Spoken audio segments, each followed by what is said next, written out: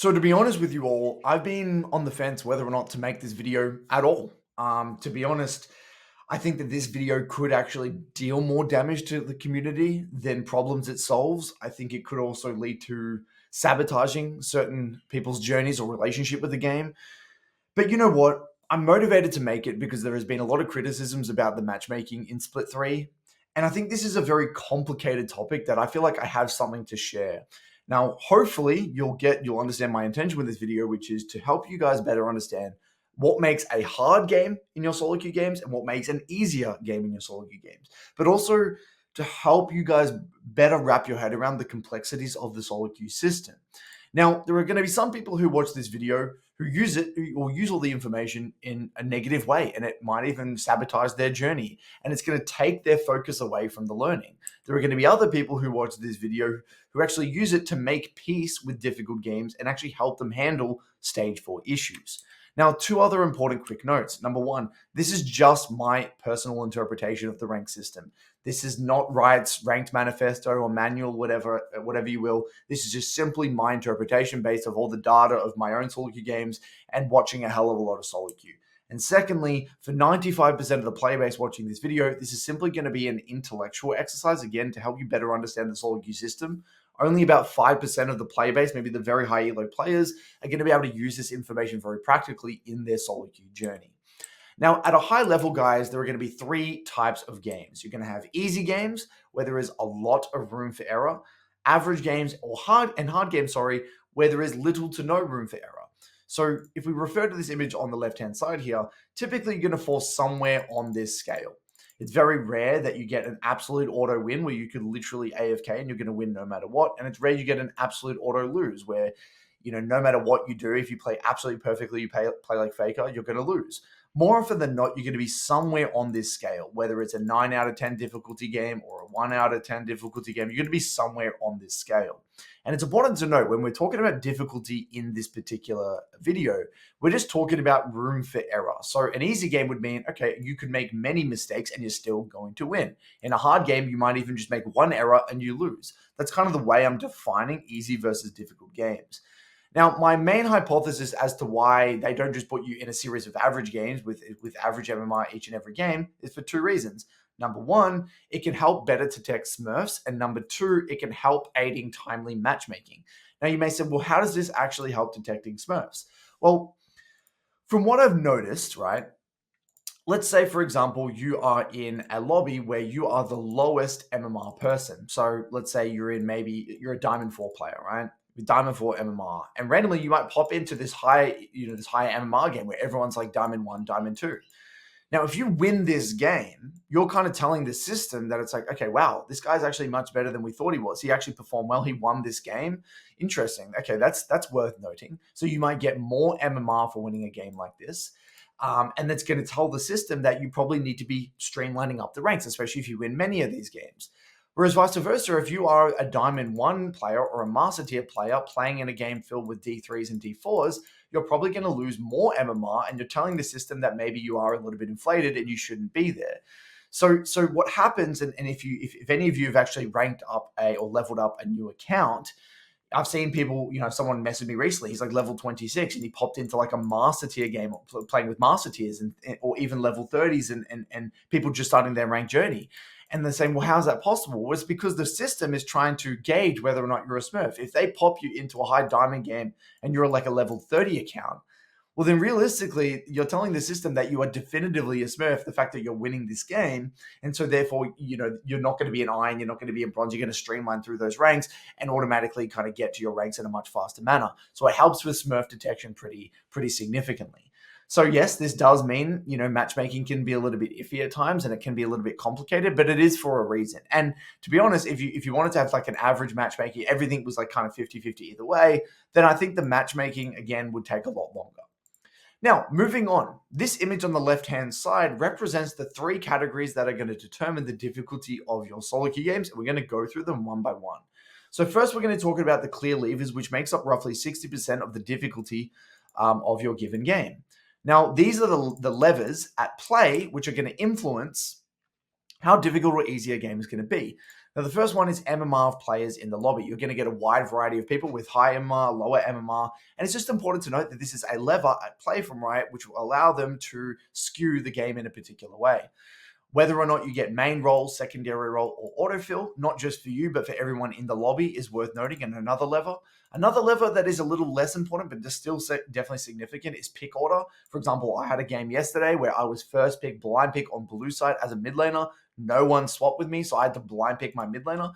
That definitely has is at play. Now that there is the swap functionality, it's a little bit less important. And then you have SoloQ versus SoloQ. Now, a lot of you guys watching this would think, oh, this isn't really controversial, Curtis. You said at the start of the video this was going to be a bit of a crazy video.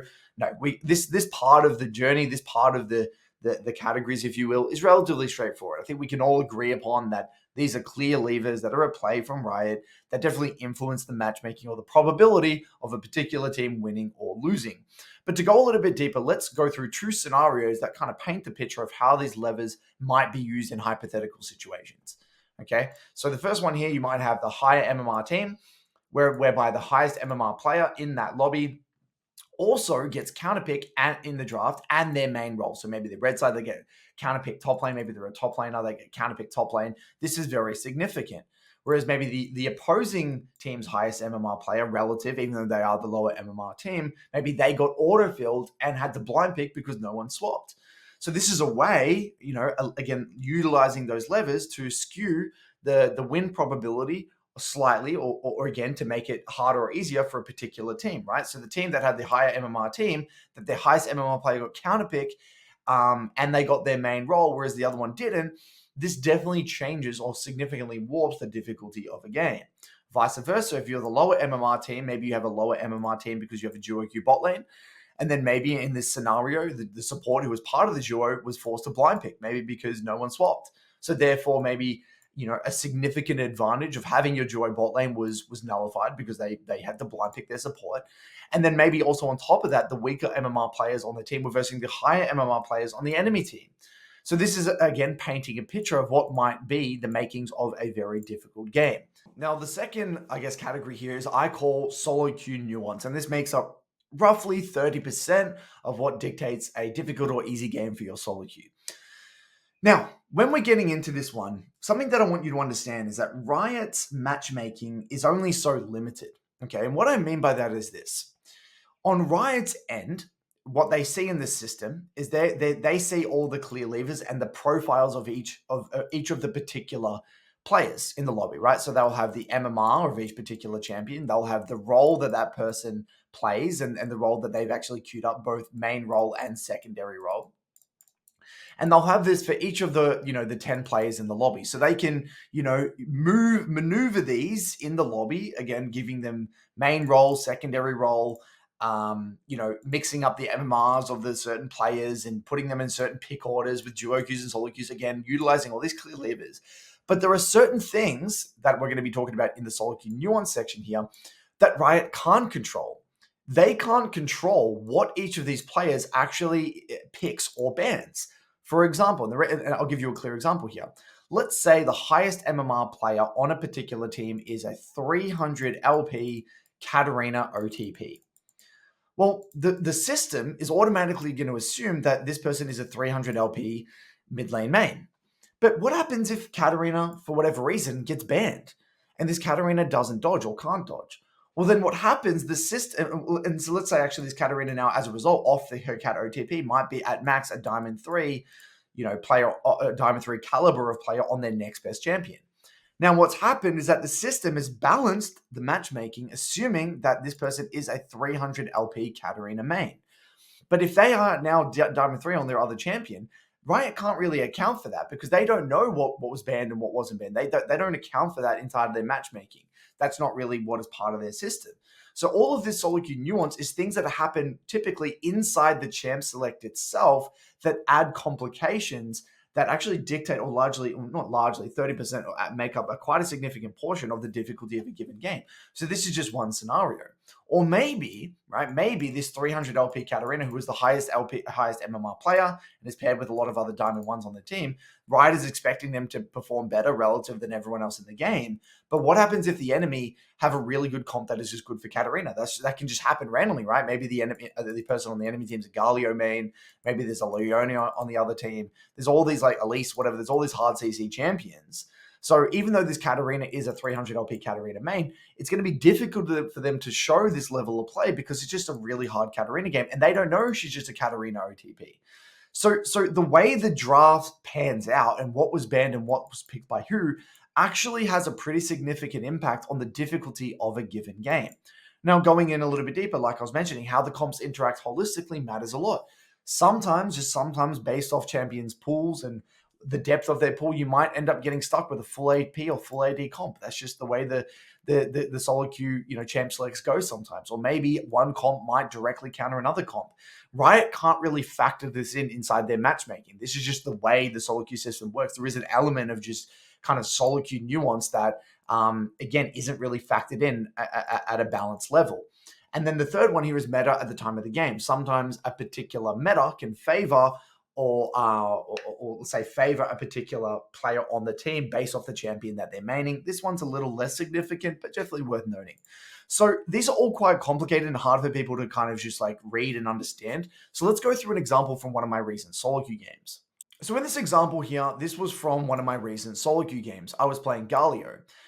Now, this is a very kind of stock standard SoloQ scenario whereby one of your laners or one of your players on the team on either side get annihilated. So in this game, it was my Mordekaiser. There was 0-5 getting absolutely annihilated by this Gwen. Okay, so again, we all been there. Shit happens. People have rough games, whatever. But if we actually look under the hood for a second and get a little bit more context, things will make a bit more sense.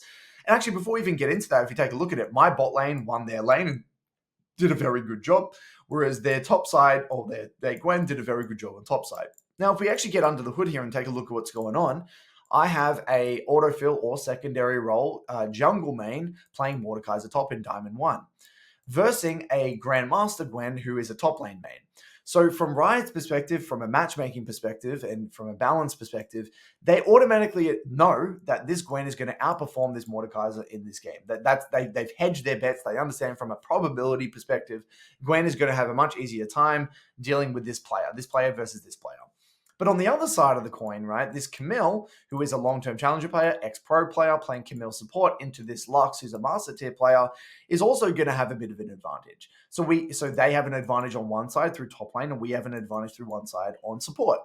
But if you were just clearly only looking at it through, again, player versus player and not factoring in the champions, well, you're not really going to get the full picture of what really makes up the difficulty of a particular game. So now if we look at this game through the lens of Gwen, I would argue that even though the lane itself is quite easy for this Gwen player, the game holistically is quite hard.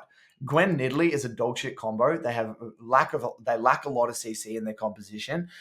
And also, if you take a look at it, it's just a difficult game to carry in general because of the ease of execution of this other composition. You've got this very, very strong bot side with the Galio, the Kai'Sa, and the Camille and Natalia, which even if Gwen's going to come out a lane ahead, it's going to be very difficult to translate that lead.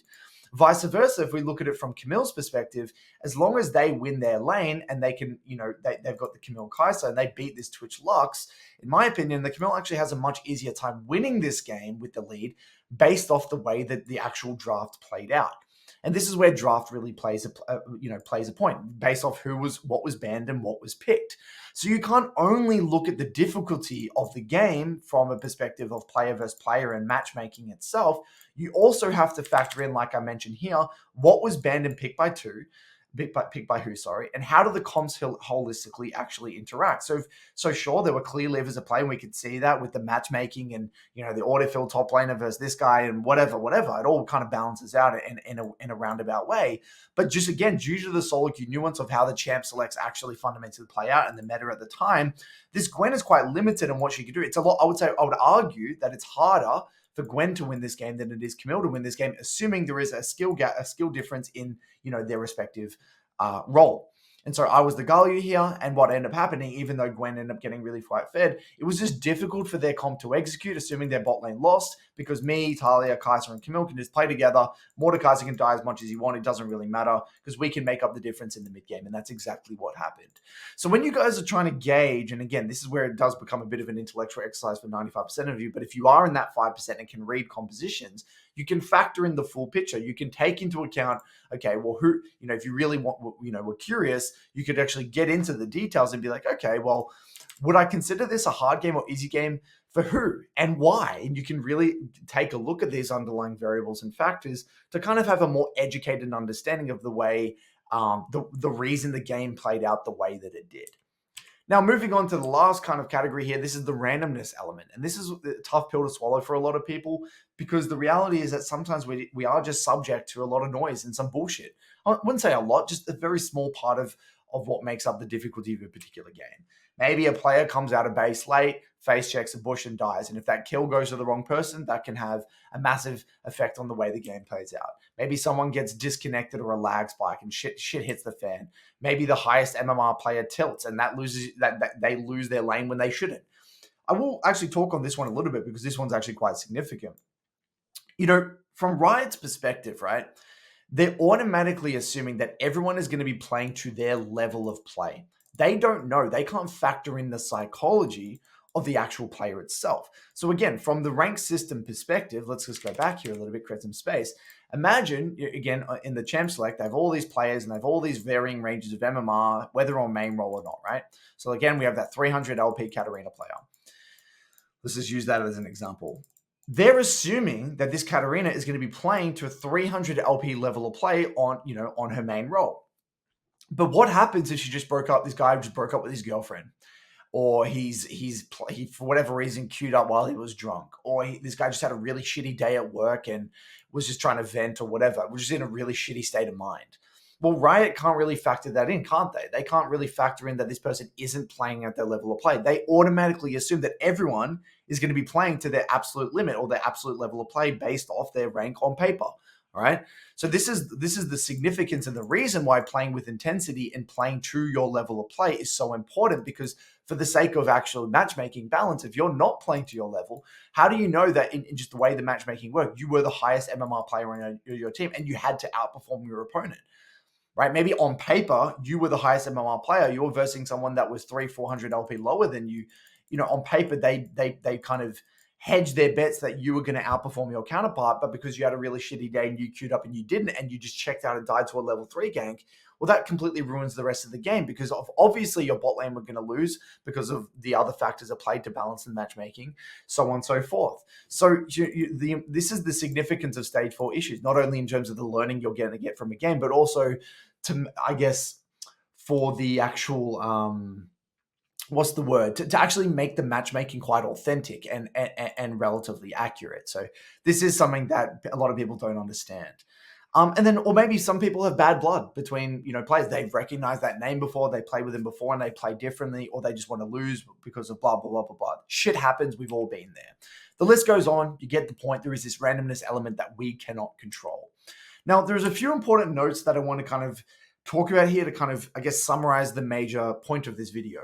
Number one, it's important to note that a hard game versus easy game all boils down to how much room for error there is. Okay, a hard game means that there is little to no room for error. Easy game means there is a lot of room for error. Just worth noting. Now, being able to perform on your secondary role is kind of a superpower, right? Because Riot understand that if you're on your secondary role, you're not going to be playing likely at your main rank, right? Because there is a reason it's main role and secondary role. But if you're very good at your secondary role, you can minimize and baseline do your job on your secondary role. Well, you're going to really kind of mess with again, this is going to sound weird, but Riot's perspective of how that game should have played out. And I'll give you an example, okay? So let's say my secondary role is AD carry and I play Ziggs bot. And let's say the way the matchmaking worked is that I got put on my secondary role, and let's say I'm a 300 LP player and I queue up and I verse a 1K LP 80 carry main. Well, from Riot's perspective, they would automatically assume that I'm going to get outperformed. This person's got his main role. I've got my secondary role. I'm going to get outperformed, and I'm going to be probably, struggling a little bit. Vice versa, on the other side of the map, maybe I have the 1K LP top laner who's versing a secondary role 300 LP, secondary role player, right? They would automatically assume that this person is also going to lose.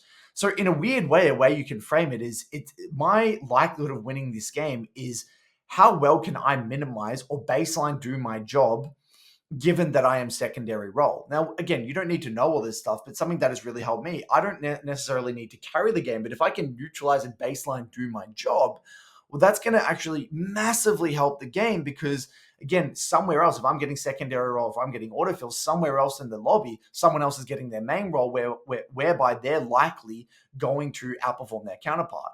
And this is, again, tying into the timely matchmaking. Someone is always going to get secondary role and or autofill.